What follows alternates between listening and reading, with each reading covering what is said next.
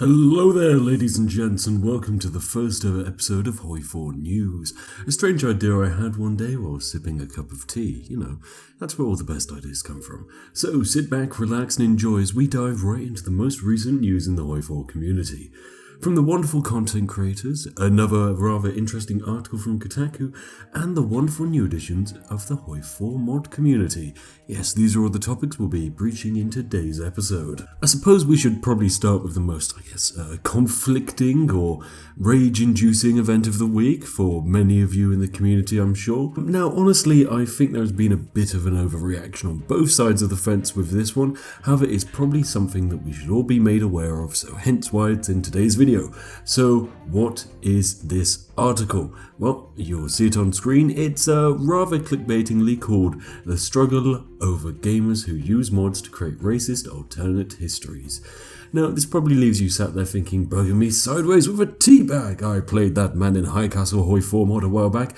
Does that mean I'm a Nazi now? Well, fear not. I sent off my DNA to a testing website and discovered that I'm still 100% Spiffing Brit, so don't worry, I'm sure the mod hasn't corrupted you in any way, shape or form. Unless maybe it has, in which case, send off your DNA. You can't be too careful. Now, something I noticed going slightly awry is that ISP and the Alternative History Hub, both two wonderful chappies, have been mocking Kotaku for this article, and whilst yes, it is partially their responsibility, the article was actually written by this chap here called Luke Winky, which, yes, it does kind of sound like a joke name. However, upon a quick Google search, I found a wonderful array of information. Our good friend here, Luke, is the creator of this article and does not just make articles for Kotaku. He also makes them for Vice, PC Gamer, Playboy, Rolling Stone, and Polygon. Now, this might help you to understand that if you really hate an article for whatever reason, it's best not to jump on the hate train of Kotaku, because even I could sign up and become a contributor for their website and write a 500-page review of how Kaiserreich is actually a mod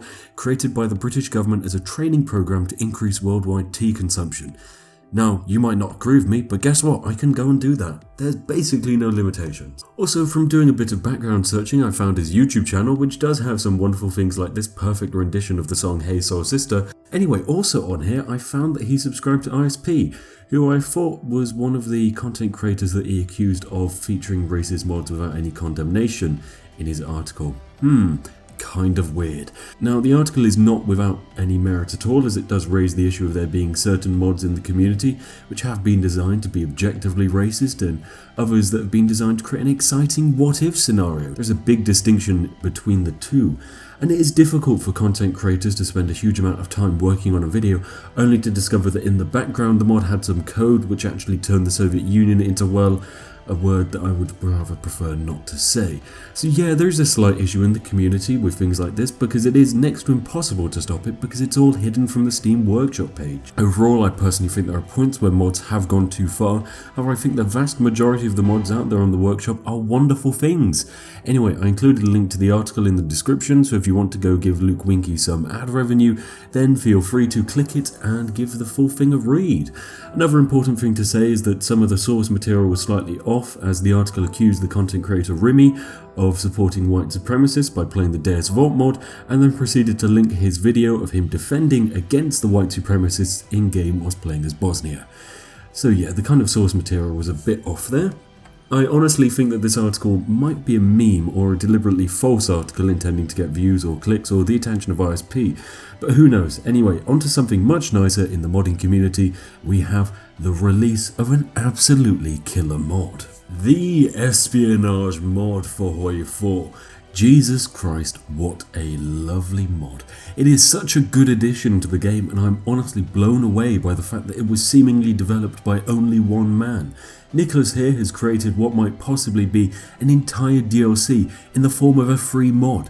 It's incredible. I've honestly been waiting for an espionage or intelligence based update, and my money was on the fact that it would happen after Man the Guns DLC and be produced by Paradox. However, this extensive mod might make Paradox actually think twice or even recruit this up and coming coder into their company. The mod effectively allows you to disrupt a country from a distance and gain valuable intel on them. I've seen this mod run in several multiplayer games, and whilst at the moment it is slightly unbalanced, with work this is likely to become one of those necessary mods for a multiplayer game. It is incredible. If you're feeling a bit burnt out on Hoi4, then trust me, download this mod, round up some friends and give it a go tonight. It is brilliant.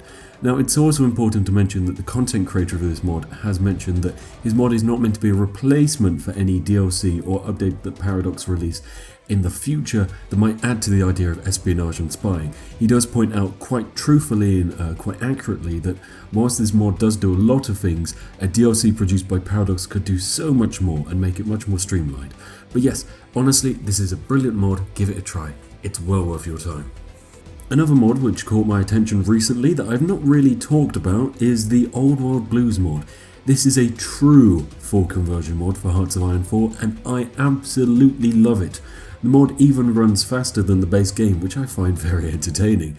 Everything about this mod, from the story to the attention to detail, it's absolutely perfect, and I cannot wait to see whether developers will take this in the future.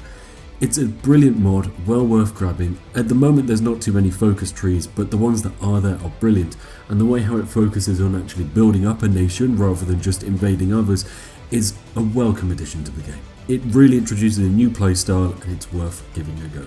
Anyway, what have the Hoi4 content creators been up to recently? Well, Veilfisk is still on his retirement, however he did go live on Twitch for 20 seconds whilst playing a Civ 5 game, with myself and a few other people from his Discord. This was mostly just a joke to see 20 people turn up in chat wondering if Veilfisk was rising up again. I'm afraid, no, not at the moment. Bacone1 has really started pumping out videos and so has also been picking up a lot of traction with his Total War streams on Twitch. They are well worth a watch even if you're just interested in his Hoi4 content.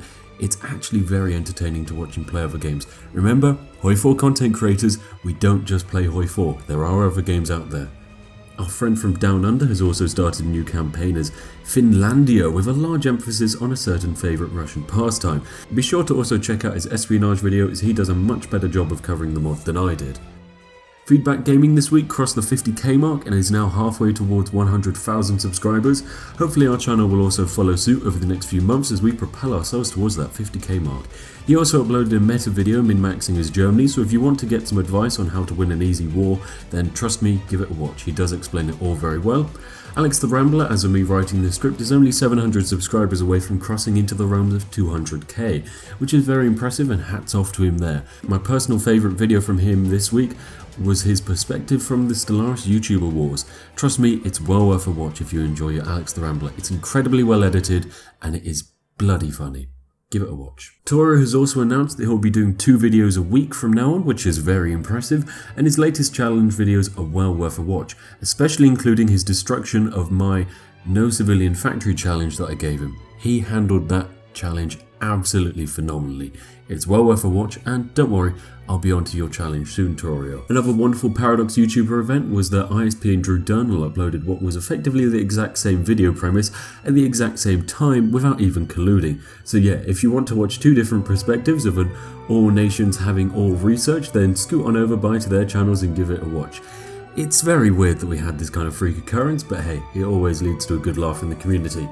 And that's about all I have from the YouTuber side of the community. I personally made a cinematic trailer for a new Total War game, which is probably worth a watch if you enjoyed any of my previous cinematics.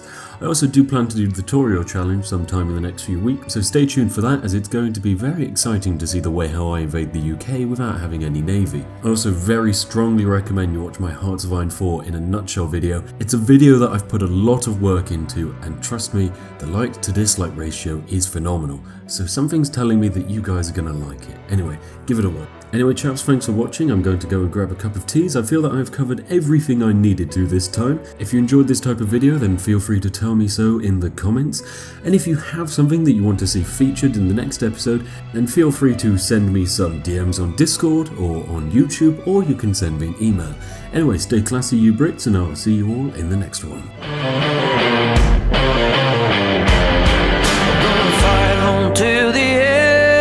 I won't turn my back again. Gonna stand and face the rain in this valley of wolves.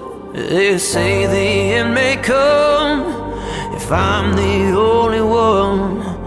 And I won't ever run in this valley of wolves. The hour for blood in this valley